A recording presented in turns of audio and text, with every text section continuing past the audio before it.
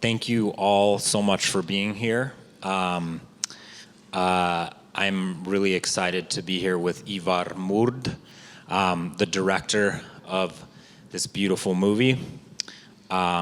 So let's get this rolling. I love this movie so much. I think it's such a world unto itself. A beautiful world unto itself, and I think that's the best we can ever ask from a movie, especially if it's like such a unique world.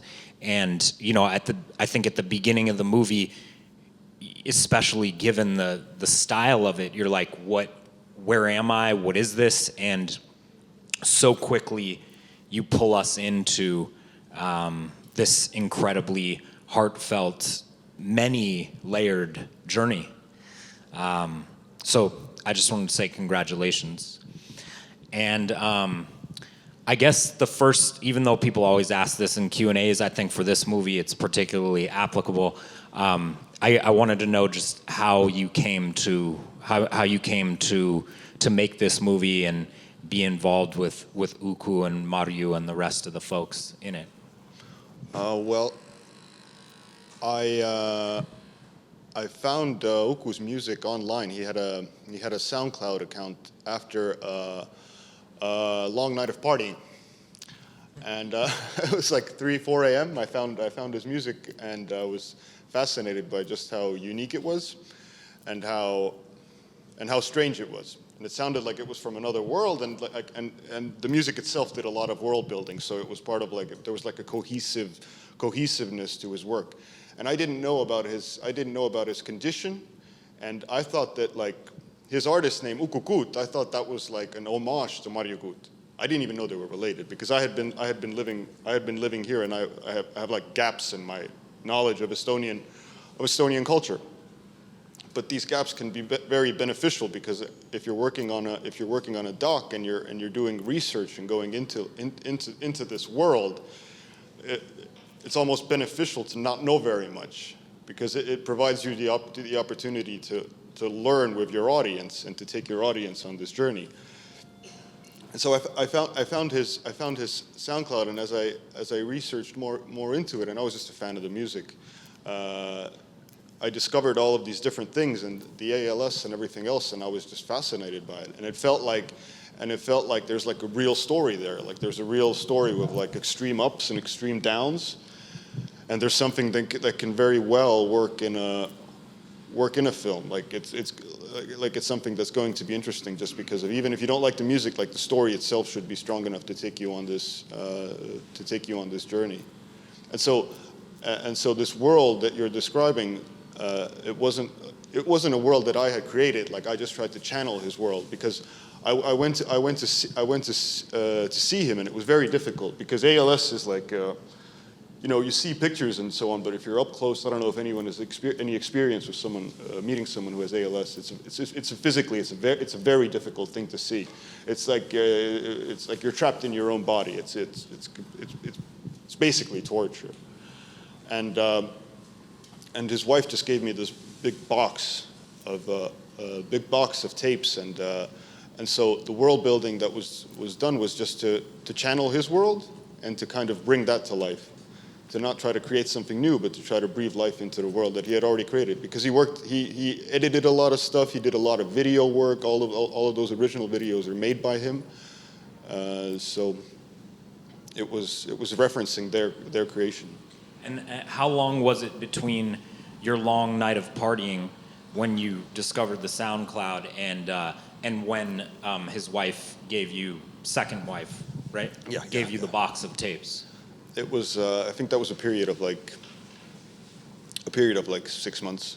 Wow. 6 months, because at first I just wanted to make like a music video for him, because the one song, Hollywood, that's in when they arrive in LA, the George Clinton song, that I wanted to make a video for that track, but as I was researching it, I just felt that it would be there's enough material there for a proper music documentary, because I was trying to make a music documentary before this project, but that project fell through. That's how the best ones happen, right? Yeah, yeah. Or I'm hoping the other one's still. Okay. Yeah. Well, yeah, and to me, one of the most amazing things about this documentary is that you never, it's incredibly gripping, and yet you never once see a talking head. And when I first was watching it, I was like, oh, this, I mean, I think on the one hand, the movie feels like such a modern documentary because we're in this like COVID Zoom age and everything. But on the other hand, I think it could have been made anytime and it would have been amazing. So I wonder how much of the style was influenced by your restrictions or how much of it was intentional. This was not a restriction, this was intentional. So, because we started working on it like 5 years ago. Yeah. And immediately I didn't want to make a film with talking heads because in most, well, that's not true to say, but in documentaries sometimes you feel like the interviews are there and they give you the information, but the people being interviewed, they're not used to being interviewed every day, and sometimes the interviews can feel like sort of like filler, like we don't have material here to cover this. And it's a real loss, because if you approach a documentary in a more creative way, and if you seek to kind of fill in those blanks, like, don't get me wrong, you can do interviews in a terrific way. You know, you can work for hours with your character, but if you have a room full of lights and if you have a lot of crew in the room, they're going to find it more difficult to talk to you. And especially since during the filming he also passed away, people had a really hard time talking. So we had this concept of just having the voices before, and we wanted to use like the aesthetic of 90s hip hop skits, like answering machine skits. Yeah. And I was really influenced by these like self-made YouTube explainer videos, because I spend my nights like on SoundCloud and YouTube, and the amount of it's sort of like the curb of modern filmmaking. Like, people just throw everything up there, but sometimes you find things that are like really creative. And I think these explainer videos to me are really fascinating, and it's like a new way to watch a film. So there's a little woo in here. Yeah. I felt it, man. Good. I felt it. Yeah. Wu-Tang. Yeah. I thought it was so powerful how the only like, you know, regular beautiful cinematic shots were of him at the end when he was sick. How did that come about? That was actually the last time he went outside. Wow. Yeah, that was the last time he went outside, and that was because he sort of like he asked me. I saw him twice that summer, and he asked me to bring his mom to meet him. And like you could tell that like he was basically asking me to drive her out for the last time. And some people who were like close to the film, they were like, you got to film this, and I was just like, I'm not going to film this, because it almost felt like a breach of trust. Like, we already knew what we were going to do. We had this concept, and it's like, it's not necessary. Like, we shouldn't try to milk these opportunities, because it's a private moment. And then the next trip, we went outside and we just did that one shot. We didn't want to do any no coverage, basically, just do what we wanted to do, and to make like a beautiful, and to give him like a really beautiful frame in a way to say goodbye in. Yeah. And I loved how there was you didn't hear the dialogue between her and him there. That was intentional, obviously. Yeah. To give him a little space. Yeah. Okay, so at the end, you say a playful documentary. Sorry, I tried to memorize this one. A playful, recreated documentary in 3 acts. So I wonder if you could talk a little bit. I wonder if you could talk a little bit about what portion of it was recreations and what portion of it was real stuff. Like half the film is recreated, because we had enough material that we felt like we could make something that was close to all archive, And because I'd worked with like VHS cameras and beta cameras before, and I really like these analog, like older things, and I'd used this for music videos before. We just decided that screw it, we'll do the whole thing lo-fi. We didn't have a lot of money anyway, so it was an easy choice to make. Sometimes not having a lot of money can really help you out, so we like half of it was recreations, and it was no lights, like people were like bad wigs and so on, but you can't really tell because you're shooting through such a bad camera. It's gonna work with the older footage. Some of the more experienced actors, they were like on set like, "Are you sure this isn't a mockumentary, man? Like this wig looks really bad." I'd be like, "Trust me, like please trust me," and they did. And afterwards, they were like, "All right, it worked. You were right." But like it was really like, how do you say, like made on the knee, like, you know, we just figured it out as we were going along. Yeah.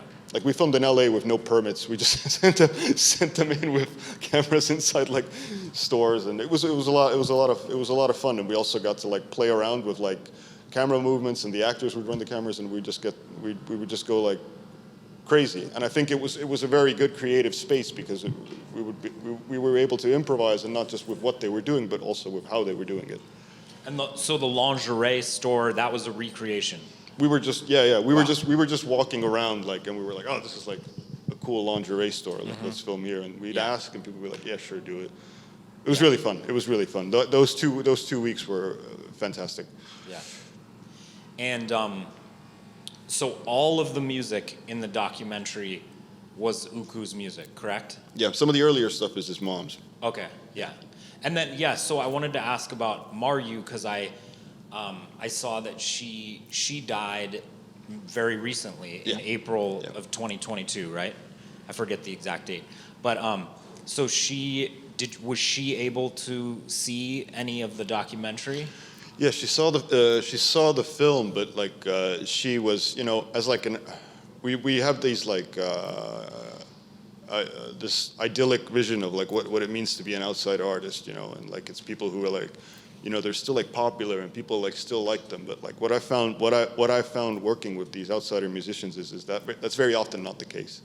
She was completely isolated in Sweden, and especially towards the end of her life, like I felt like she had like a real like fear of people and fear of what people like wanted from her, because she had chosen to leave Estonia, right, and to go back to Sweden.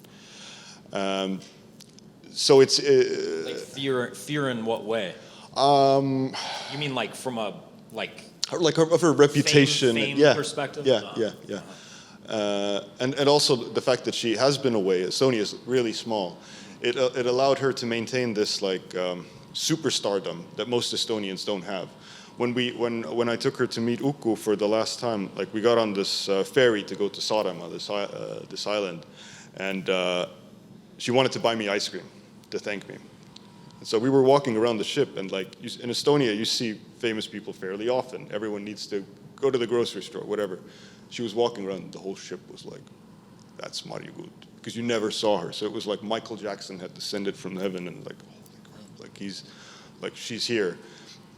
So she was still super well known, and also I think she had a very difficult relationship with that fame. I don't remember what your question was. Well, no, that's great. But I just wanted to know what was her reaction to the movie? She liked it at first, and as time went by, she started hating it. But I think she had that relationship with everyone she worked with, even the labels that put out their music in recent years, and she had a difficult relationship with that because she was very much a control freak, and she wanted to keep polishing things and to have it be her own way. So she thanked me, but afterwards I got like threatening letters from her friends and so on. But like I didn't make any. I didn't let it like ruin the experience for me. Good. You had that release signed beforehand. Yeah, but releases don't matter in Estonia. Oh, really? Yeah. Huh. So it's like you need to maintain like I mean, even besides releases, like as a filmmaker, you should maintain like some kind of like relationship with the person you're documenting, right? Right. I feel like people give you their life and their time and how they're going to be portrayed, like they have a right to have a say in that. But in Estonia, like releases, they don't carry any weight. Well, I could keep asking questions for a long time, but I wanted to see if anybody out here has any questions. How about you in the front? Yeah, thanks for this beautiful and unique film. And I was amazed to discover at the end that you'd created so much of this footage and looked so authentic. Because while watching it, I was saying, why were they filming all this? How could they have filmed all these scenes like the lingerie store? But so it's impressive you made it fit in like that. So in the course of the story, when Uku gets sick and works on his own music and it starts to get successful, in some ways he's doing it. Until that point, his mom is constantly speaking during the film, like he had a lot to say all along. After this happened to him, did she no longer have anything to say, or did you just kind of put her voice in the background as he found his strange sort of peace? Like her basically about things regarding the last period of Uku's life. Her theory was that his wife had poisoned him over the course of 10 years with mercury. So there was some kind of bad relationship there, and I didn't want that in the film because after someone's been bedridden for 10 years, like taking care of them is a very difficult process, and I didn't want that stain on that. So she had a very difficult relationship, and I didn't want to use it. And since I didn't have much else to use either, like I'd have to keep re-asking these questions to get something. I think it just basically it mirrored how she played a smaller role in his life later on. But I think it wasn't out of spite. I think she just had a really difficult time with his illness. Because because it was very tragic. So yeah. And how old was he when he died? I'm gonna say around 50. I can't remember his exact age.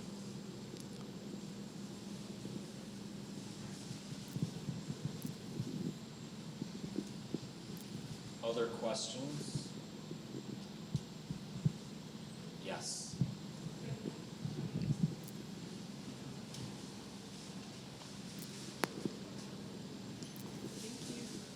I was just wondering how you made the decision. If he has like all of this music, how did you decide and narrow down what you were going to use in the film with your time? It was a gut feeling.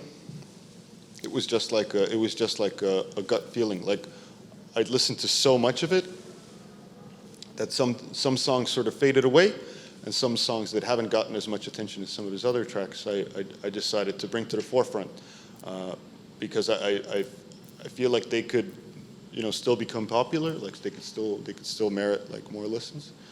So it was like an artistic choice, just something that felt right.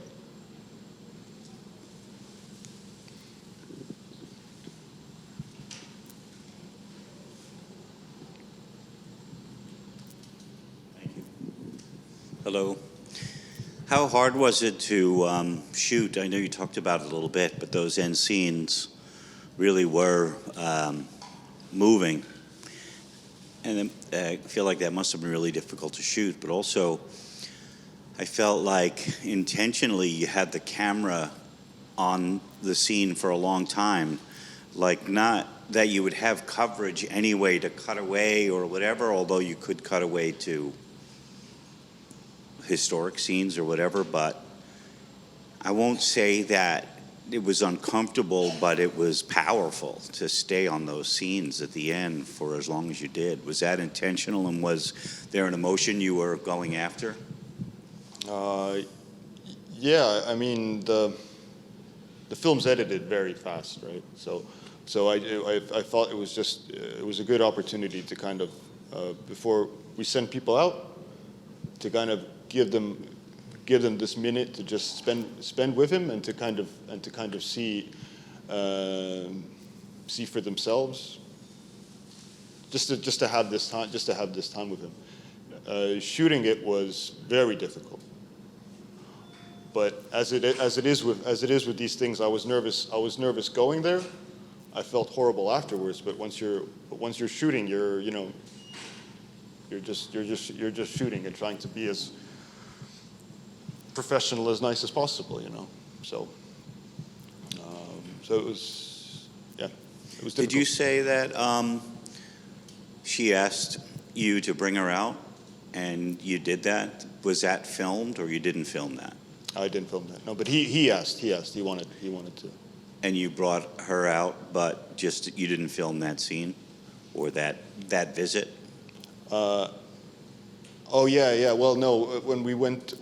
Sorry, I misunderstood you. When we went with Marju, it was just inside. Mm-hmm. It wasn't outside, because at that point they were already worried about, like, infections and everything else, because it was very taxing for him. Because he before that he could still use his arms, but by then, like, it was he wasn't able to. He was communicating through a webcam, and he got a special computer, so with his eyes he could type, so we could talk on Facebook. But besides that, like, he wasn't able to communicate with anything besides his eyes. Did you film the scenes where he was in the wheelchair creating music, or that was filmed by himself? So that was filmed by, in the beginning, the Swedish guy, Prince Emmanuel. That was he had gone out there 4 years before from Sweden, and he felt like there was a documentary there, and he went out with his girlfriend, and they stayed with them for 2 weeks, and he said that was the most difficult thing he had ever done. Wow. Because if you're just going there and you're filming, like, you still go away, and you have time to collect your thoughts and so on. But he said that was very difficult, and he didn't realize how difficult that disease is. And so he had all of this material shot, and he didn't use it. And so I met him through some other way, and I was like, what are the odds, right? Like, and he had all of this footage when he was still able to use his arms, because he was trying to make, like, just a short film, and he said he couldn't do it because there was just too much stuff there. So we were lucky in that way. I think, yes, definitely.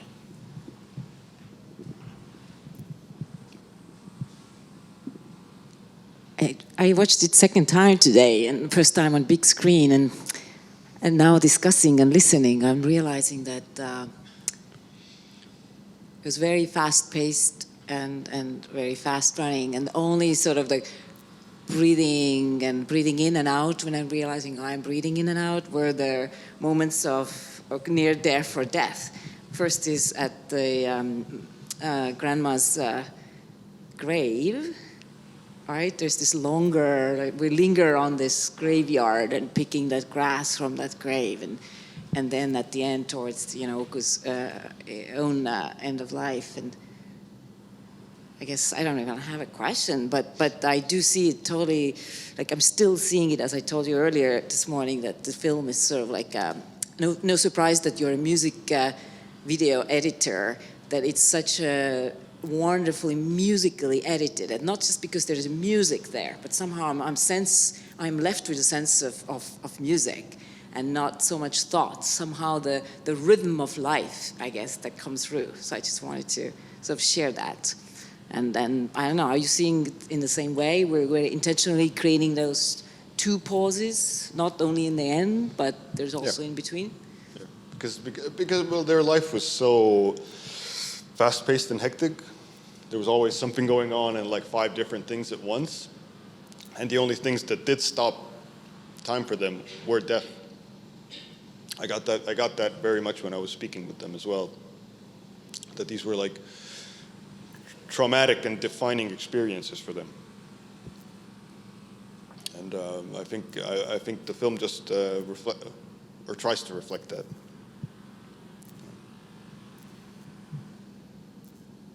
Yeah, I think does anyone else have any more questions?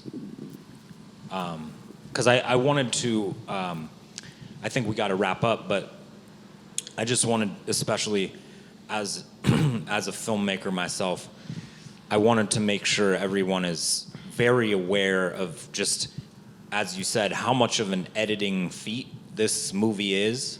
And you, who are the director, also edited it, which I just think is so amazing, because it's so rare that someone can be so in touch with both the kind of macro and micro of their material. So I guess I just wanted to say that, and also just ask you, like, how did you prevent yourself from just like going crazy during the editing process? Because I feel like I would have just. But I did go crazy. You did. Yeah. I mean, we made the film for 5 years. 3.5 of that was editing, and it wasn't like I didn't have like a big like editing room that was like climate controlled and wonderful. I was editing this on my laptop in the kitchen. In the end, like during the pandemic, just like. No mouse? No, just like. So, and like, you know, you'd render something and you'd go for like a 4-hour walk, and that would be like a. Oh yeah, because of all that VHS. Yeah, and so you could like clear your mind and like, yeah, I mean, it was, and we also had a lot of help. I mean, a lot of people like had their say in when we were doing this, and we got a lot of like really good advice. Because the first versions were, you know, much longer, and some, you know, there were things that like when you're editing you have a hard time like looking at things objectively, right? So you're so in love with the material sometimes that you'll keep some things in that shouldn't be there, and and trimming the fat was difficult. So it wasn't like it was a pleasant experience. It was not, but I think that working on it in that way really did allow for a sense of intimacy with the material, and a sense of like if you're an actor, right? Like you try to know what your character is about. And I feel like if you're making a documentary, you should have this amount of empathy that you're trying to feel what your characters are going through. You want to have this closeness with them, and the way you do that is through these digital tools, the tools that you work with. And so I think it's a curse, and I think it's also a blessing in a situation like that if you're working by yourself. Well, I think you created a true vision here with the rarest of things in a film, which is empathy. So, thank you. Thank you very much. Thanks a lot.